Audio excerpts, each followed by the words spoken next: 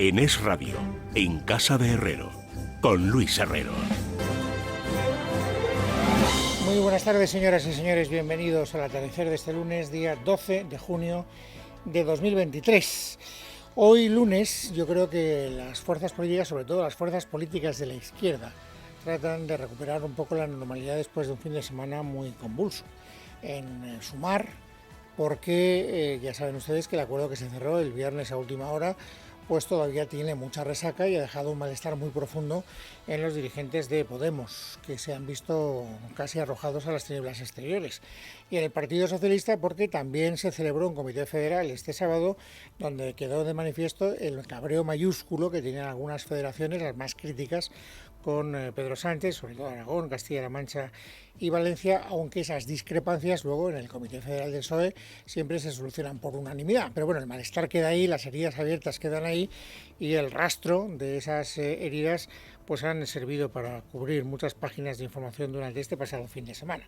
Bueno, empecemos por lo que yo creo que es más llamativo, que es el cabreo sordo que todavía destilan los dirigentes de Podemos después de haber suscrito el viernes a última hora el acuerdo con Yolanda Díaz para incorporarse a la plataforma Sumar.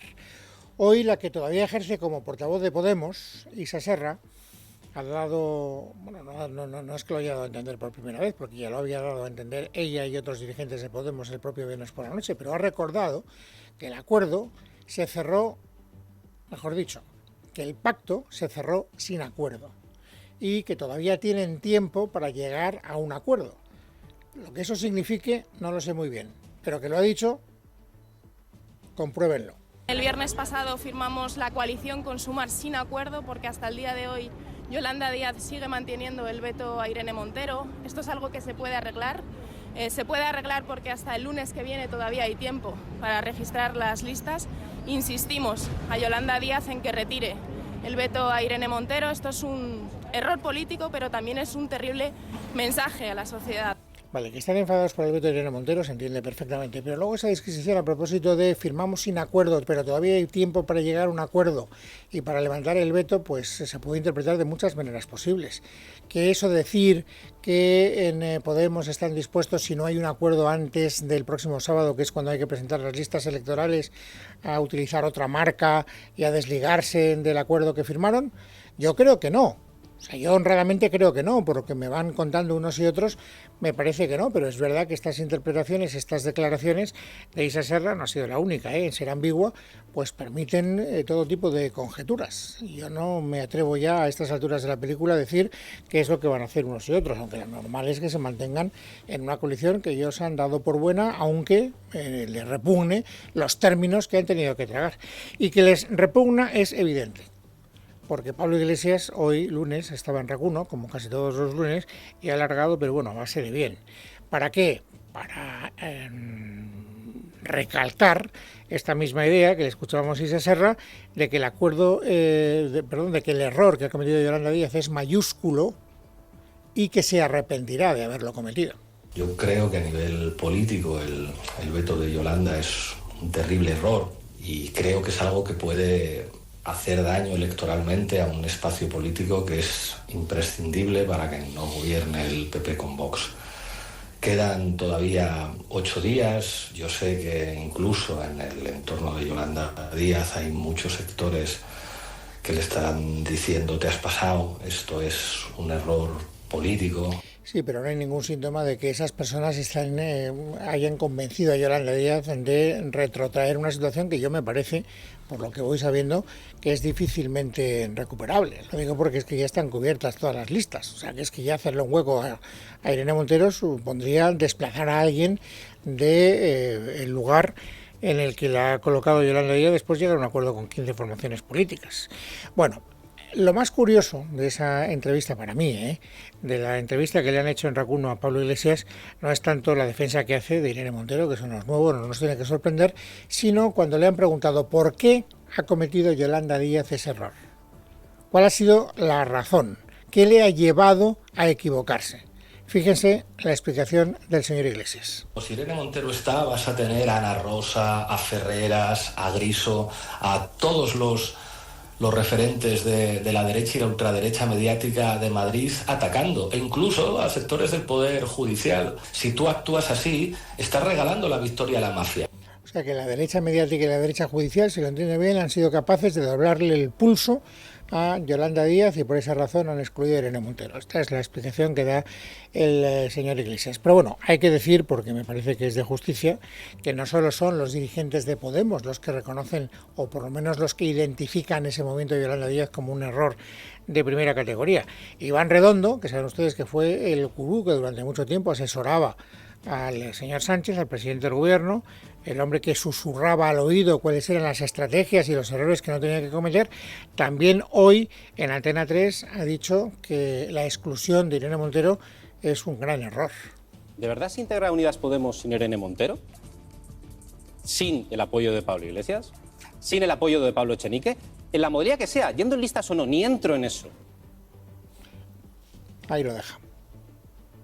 Le han preguntado a Yolanda Díaz, naturalmente, porque hoy Yolanda Díaz pues, ha tenido que salir, entre otras cosas, para dar a conocer a su número 2, que es el embajador, el que hasta ahora era embajador de España, en Estados Unidos.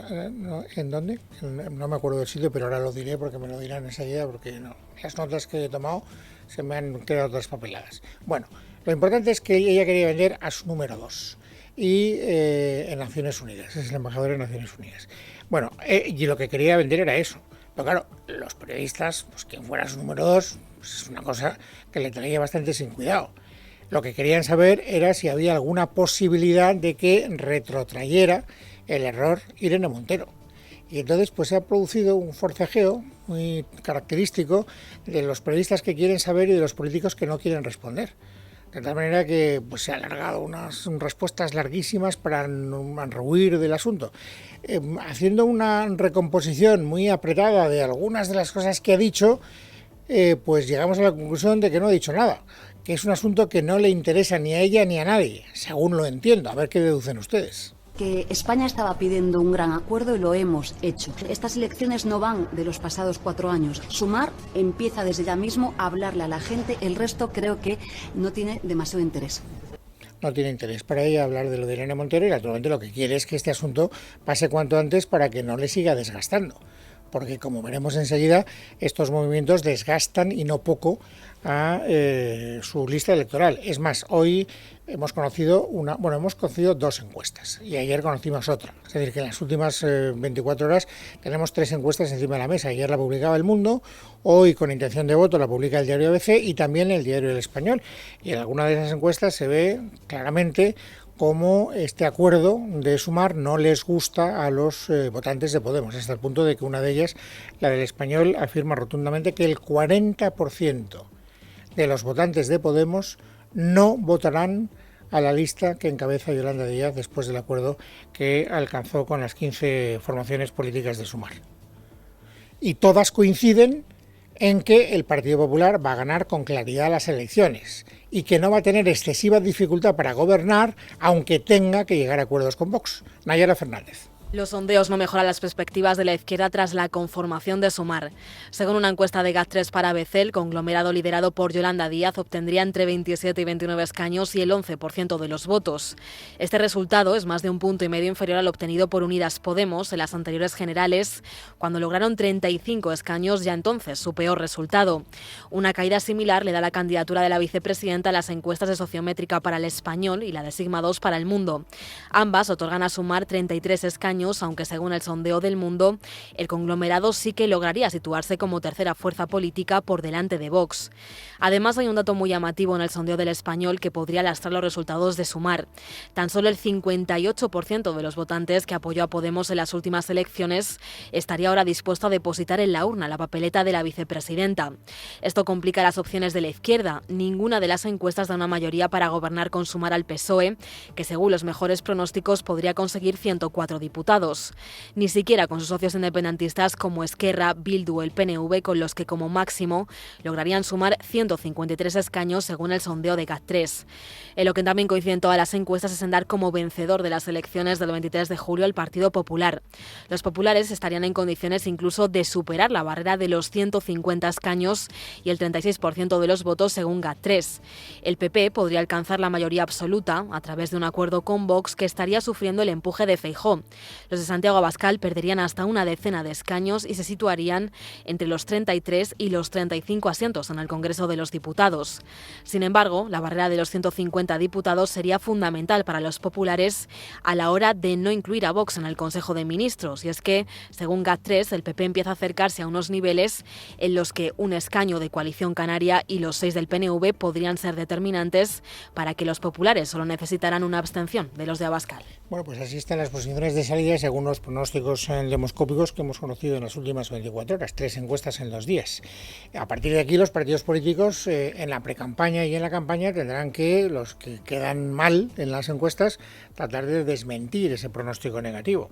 Y la mejor manera de hacerlo pues es, en fin, configurando para empezar unas listas que sean atractivas para el electorado. Les decía al principio del programa que el Partido Socialista ha pasado un mal fin de semana porque en el Comité Federal se vio con toda claridad el malestar profundo que había en algunas federaciones del partido con respecto a Sánchez, porque los candidatos que querían los varones fueron, digamos, sustituidos por otros por el capricho de Ferraz, en definitiva por el capricho del secretario general del partido, que es el mismo hombre que preside el gobierno de España, Pedro Sánchez Castejón.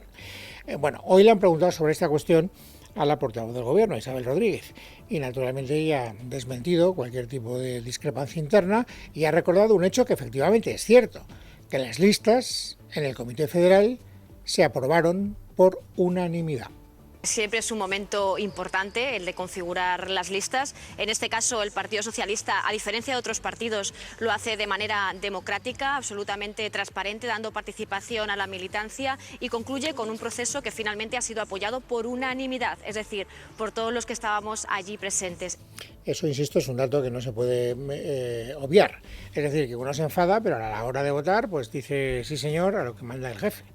Enfadado y todo. Te tapas la nariz y terminas votando lo que te dicen que tienes que votar. Esta es la disciplina interna de los partidos y esto pasa exactamente igual en el Partido Socialista, en el Partido Popular y en todos los partidos que yo he conocido, al menos hasta la fecha. Bueno, sin embargo, no solo las listas son algo que tienen que pesar a la hora de cambiar la intención de voto cuando es desfavorable en las formaciones políticas. También los discursos de campaña, es decir, la propia campaña, tienen mucho que decir. Y uno de los factores que probablemente han perjudicado al Partido Socialista, eso lo dicen todos los analistas, en las últimas elecciones del 28 de mayo, fueron pues las complicidades con Bildu, cuando se supo que en las listas de Bildu había gente que había sido condenada por terrorismo. Lo digo porque lo mejor que le podría pasar, en mi opinión, al Partido Socialista es que eso se olvidara cuanto antes. Y sin embargo hoy Rodríguez Zapatero se las ha ingeniado para que no solo no se olvide cuanto antes, sino que además se agite esa polémica y se reavive en un momento en el que yo creo que al Partido Socialista eso, esta es mi opinión personal, no le beneficia nada en absoluto. Ha estado en la COPE esta mañana el señor Rodríguez Zapatero, en el programa de Carlos Herrera. Y el propio Carlos Herrera le preguntaba si él consideraba que había sido un error apoyar a Bildu cuando Bildu ha presentado en sus listas a gente que está condenada por asesinatos, por atentados que costaron la vida a seres humanos. Esta ha sido la respuesta del señor Zapatero. Partidos que cumplen todos los requisitos democráticos. En algún momento, la crítica política a un gobierno o las no ganas de que haya un presidente como Pedro Sánchez no nos puede llevar a poner en cuestión los grandes principios democráticos y constitucionales.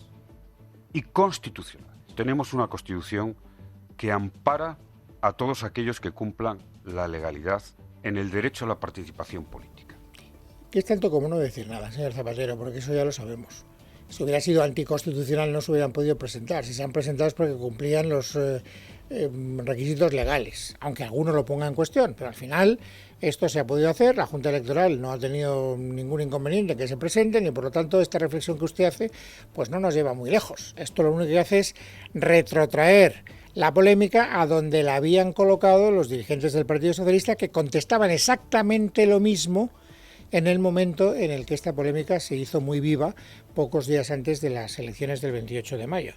No es una cuestión de que sea legal, es una cuestión de si es ético, de si es razonable permitir que gente que ha matado a seres humanos forme parte de una lista electoral. Y ahí es donde el señor Zapatero pues no ha querido mojarse del todo.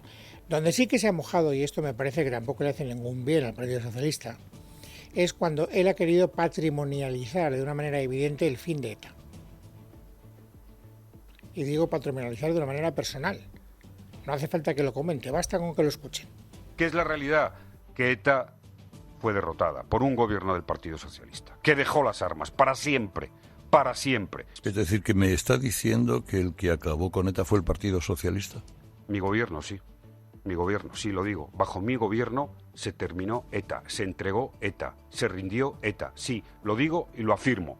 Y lo sé, sí, pasó con mi gobierno. No pasó con el gobierno de Aznar ni con otros gobiernos, o el de Felipe González o de Rajoy. Pasó. ¿Lo reivindico? Sí. ¿Me siento orgulloso? Extraordinariamente. Bueno, pues nada, esto es lo que dice el señor Rodríguez Zapatero. El que le pone la guinda a un pastel es el pastelero que ha hecho el pastel. Así de fácil. Bueno, yo no creo que esto le beneficie para nada al Partido Socialista, porque reavivar una polémica que ya se ha visto que le ha costado muchos votos y que le puede seguir costando votos. Sobre todo cuando el señor Zapatero, para hablar bien de sí mismo, pues coloca la realidad histórica en términos más que controvertidos. ETA dejó de matar como consecuencia de un largo proceso en el que intervinieron las fuerzas y cuerpos de seguridad del Estado, todos los partidos políticos y los gobiernos que le antecedieron. Uno no se rinde de golpe, se rinde porque va perdiendo una batalla.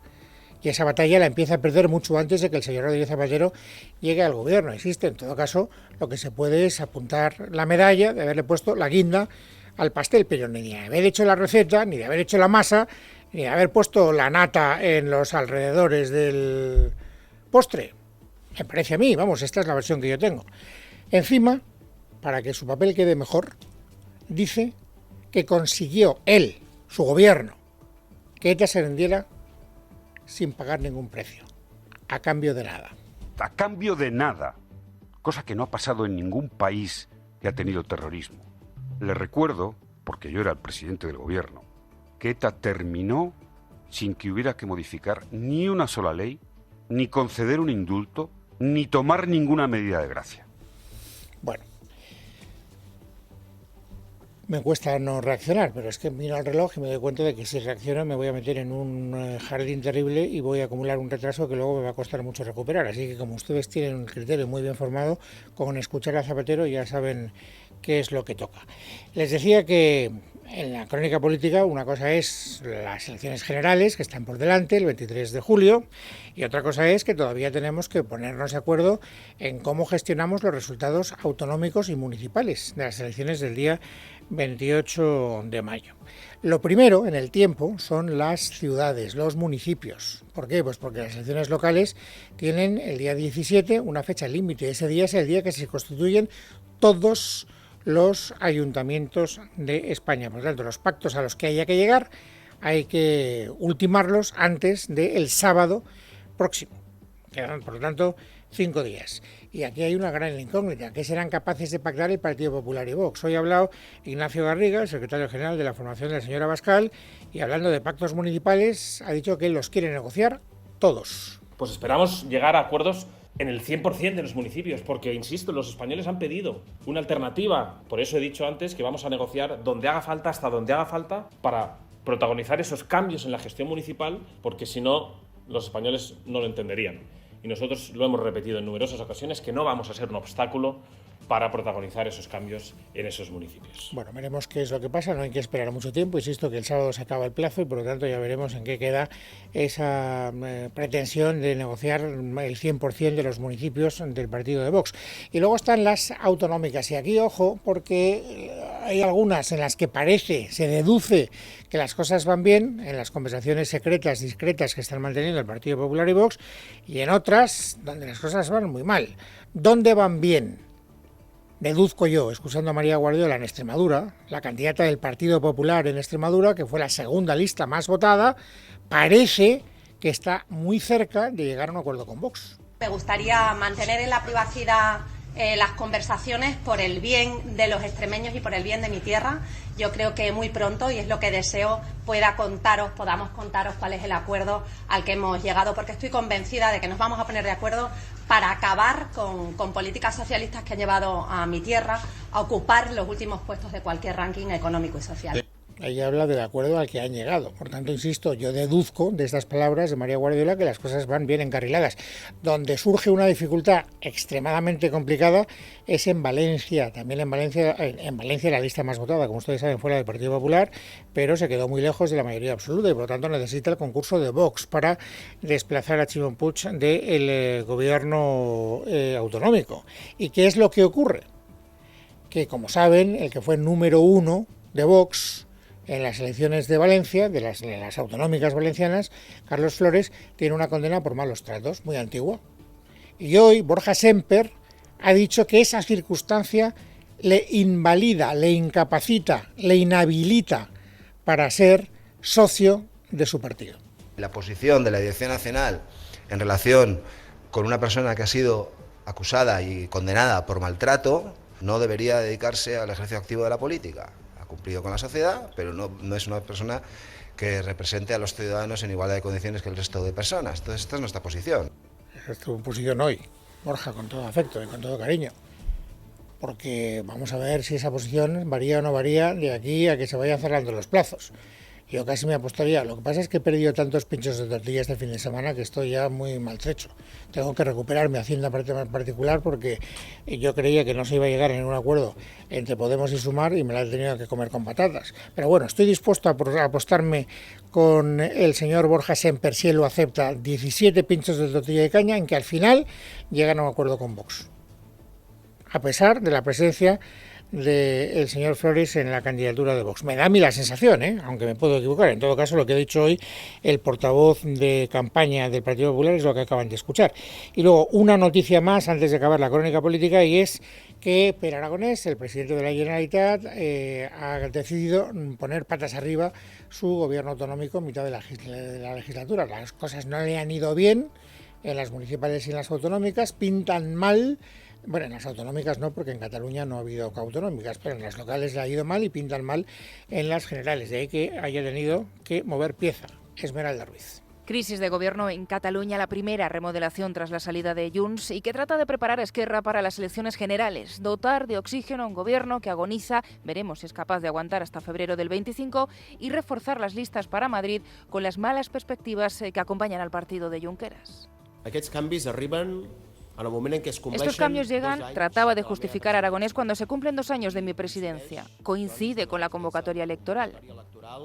Del 23 de juliol. Coincide, dice él, pero para comprobar que se debe a una maniobra electoral solo hay que comparar con la anterior remodelación. Cambio por perfiles más independentistas. Ahora se recupera a la vieja guardia del partido, próximos a Aragonés, mucho más a Junqueras, con experiencia en la gestión de gobierno, porque esto también les ha penalizado en mayo. Las salidas son 3. Teresa Jordà, Agenda Rural, que será ahora número 2 de Rufián en el Congreso. David Mascort, presidente de la Federación de Esquerra en Gerona, le sustituye en el cargo. El consejero de Territorio, Juli Fernández, que solo llevaba 8 meses en la consejería, polémico por su oposición al cuarto cinturón. Con su marcha regresa Esther Capella, delegada del Gobierno en Madrid, es consejera también de Justicia tras el golpe. Y González Cambray, consejero de Educación, responsable de liderar la desobediencia en los centros escolares del 25% de español, pero a quien va a sustituir a partir de mañana Ana Simó, condenada por desobediencia por el 1 de octubre, que ya pasó por esta consejería durante el gobierno de Torra, y defensora como portavoz adjunta de Esquerra en el Parlamento, allá por 2007, de exigir subtitular a quien hable español en TV3. Con estos nuevos cargos, Aragonés dice que descarta el adelanto electoral. Vamos a afrontar los próximos 2 años de legislatura.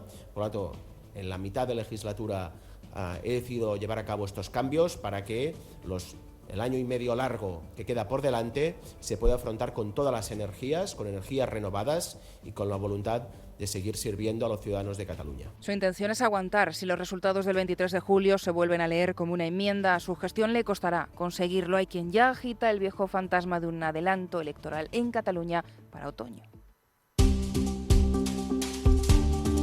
Pues es lunes, 12 de junio de 2023 y lo que toca ahora, amigos, como saben, es completar el paisaje informativo sobresaliente del día. Esther Nieto, bienvenida, buenas tardes. Buenas tardes, Luis. Se suceden las reacciones a la muerte de Silvio Berlusconi este lunes a los 86 años. El que fuera primer ministro de Italia hasta en 3 ocasiones y líder de Fuerza Italia ha fallecido en el hospital de Milán, donde permanecía ingresado desde hace varios días, aquejado de una leucemia. A pesar de los escándalos y polémicas que protagonizó a lo largo de su vida, la clase política italiana ha reivindicado hoy a Berlusconi como una figura histórica. Entre ellos, la primera ministra del país, Giorgia Meloni, que ha suspendido su agenda hoy y se ha referido con estas palabras al exmandatario. Silvio Berlusconi era soprattutto un combattente. Era un uomo che non aveva mai avuto paura a difendere le sue convinzioni e sono stati esattamente quel coraggio, quella determinazione a farne uno degli uomini più influenti della storia d'Italia. El País publica hoy que España y Marruecos llevan más de un año negociando la creación de aduanas comerciales en Ceuta y Melilla, pero no han logrado apenas avance debido a la resistencia de Rabat. Según la correspondencia entre ambos países, a la que ha tenido acceso este diario, los plazos no se han cumplido y la apertura es incierta a día de hoy. La ministra portavoz Isabel Rodríguez reconocía que los trámites están siendo complejos, pero que se está avanzando. Lo que está ocurriendo es que este gobierno ha trabajado, ha reconducido las relaciones diplomáticas con un país vecino. Si en el caso de las aduanas, además, se ha revertido una situación en el caso de Melilla, que databa del año 2018, y en el caso de Ceuta, donde nunca ha existido una aduana. Son trabajos complejos que implican mecanismos de seguridad jurídica, de seguridad sanitaria, y lo que queda claro es nuestro compromiso con seguir avanzando en esas relaciones y también, si me lo permiten, un compromiso muy expreso, como nunca antes había producido con las 2 ciudades autónomas. Continúa la polémica por el nombramiento de Dolores Delgado como fiscal de Sala de Memoria Democrática y Derechos Humanos, una decisión que adoptó la semana pasada el fiscal general del Estado, Álvaro García Ortiz. La Asociación Mayoritaria de Fiscales ha solicitado a la ministra de Justicia, Pilar Job, que no lleve la propuesta al Consejo de Ministros de mañana martes y, en caso de haberlo hecho, que anule la designación. La Asociación de Fiscales recuerda además que el nombramiento de Dolores Delgado podría concurrir en causa de nulidad de pleno derecho. Miguel Ángel Pérez, buenas tardes. Buenas tardes. En un escrito de 11 páginas al que ha tenido acceso Libertad Digital, la Asociación de Fiscales Mayoritaria, la AF, señala que es un hecho público y notorio que Dolores Delgado mantiene una relación sentimental con Baltasar Garzón y que la estructura orgánica y la función constitucional del Ministerio Fiscal no son cuestiones ajenas a Garzón. Situar en la cúspide de la Fiscalía Especializada en Memoria Democrática y Derechos Humanos a Dolores Delgado, cuando es su pareja sentimental quien viene reclamando al menos desde el 2014 la creación de dicha fiscalía, resulta, dice la AF, inadmisible. Cualquier actuación o doctrina salida de la Fiscalía de Memoria Democrática podrá entenderse inspirada en los postulados de Baltasar Garzón. Además, la propia Asociación de Fiscales recuerda que ese nombramiento no cuenta con el informe del Consejo Fiscal y la actuación del fiscal general del Estado, Álvaro García Ortiz, en dicho nombramiento ha incumplido de forma palmaria las reglas esenciales. Los trabajos forenses para exhumar a 128 víctimas de ambos bandos del Valle de Cuelgamuros han comenzado este lunes. Lo han hecho con la búsqueda de 18 cuerpos reclamados por sus familiares desde hace décadas, ubicados en la cripta de la Capilla del Santo Sepulcro. Unas tareas de gran complejidad, según reconocen los equipos técnicos que participan en las mismas.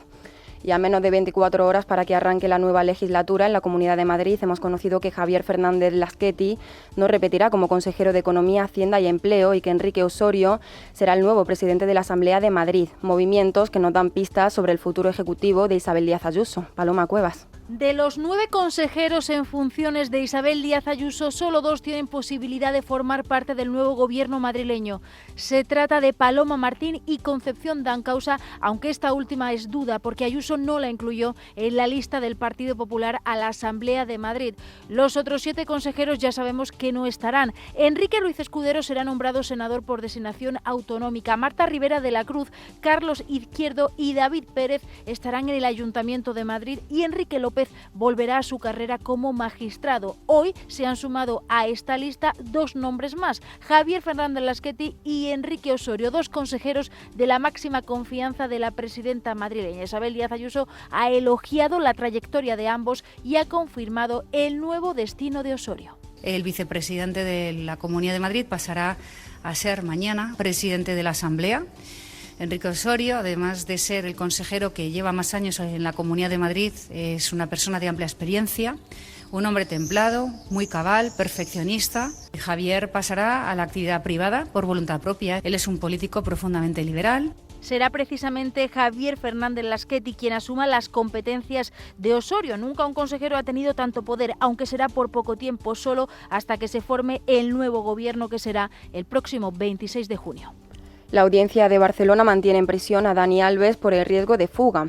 En su auto, los magistrados de la sección tercera apuntan que el proyecto de vida en España que alegó la defensa del futbolista está construido ad hoc para poder salir de la cárcel a la espera de juicio. Ignacio Bravo. El exfutbolista del Barcelona, Dani Alves, continuará en prisión preventiva tras la desestimación del recurso presentado por el equipo judicial del jugador. La Audiencia de Barcelona ha alegado que el riesgo de fuga permanece, a pesar de que Dani Alves defendiera su intención de permanecer en España debido al proyecto de vida que le une a nuestro país. Desde Barcelona cuestionan el arraigo del brasileño, por lo que continuará encarcelado en el centro penitenciario de Brians 2, en el cual se encuentra desde el pasado 20 de enero acusado de violar a una joven en una discoteca de Barcelona. Una distracción, aún por concretar, de la conductora muerta junto a otros 3 menores es la causa más probable del grave accidente ocurrido este domingo en la M608 en Collado Villalba y que ha dejado consternado al pueblo madrileño de Moralzarzal, donde residían los 4 jóvenes. María Chamorro. Continúa la conmoción en Moralzarzal después del trágico accidente que este pasado domingo de madrugada se cobró la vida de 4 chicas de 26, 16, 15 y 13 años, 2 de ellas hermanas, en la carretera M608. La Guardia Civil todavía investiga las causas del accidente, que podría estar relacionado con un despiste en una carretera que, según denuncian los vecinos, es bastante peligrosa. Juan Carlos Rodríguez Osuna, alcalde de Moralzarzal. Es una carretera conflictiva, así es, no podemos negar la realidad. Es una carretera con una densidad de 20.000 coches diarios, donde pasan también vehículos de muchas toneladas y a su vez se junta con ciclistas, ¿no? Y en el otro coche involucrado iba una guardia civil de 30 años que se recupera en el hospital Puerta de Hierro de Majadahonda. En casa de Herrero. Es Radio.